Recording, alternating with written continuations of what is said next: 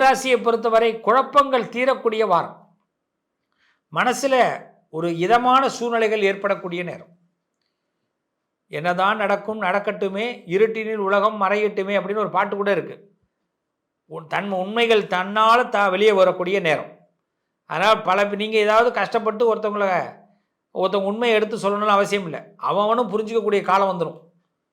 அதனால் உங்களை யாராவது சங்கடப்படுத்தியிருந்தாங்கன்னா, வருத்தப்பட வச்சுருந்தாங்கன்னா, உங்களை வேதனைப்படுத்தினவங்களாம் இப்போ அப்படியே பொத்திக்கின்னு இருப்பாங்க.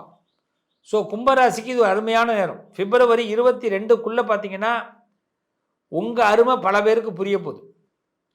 அதனால் கும்பராசிக்காரர்களுக்கு தொழில் ரீதியான முன்னேற்றங்கள் ஏற்படும்.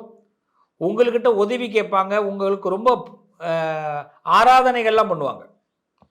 ஆமாம், உங்களை ரொம்ப போற்றி புகழ்ந்து பேசுவாங்க. மயங்காதீங்க. இதெல்லாம் உங்கள்கிட்ட ஏதோ ஒன்று எதிர்பார்க்குறாங்கன்னு அர்த்தம்.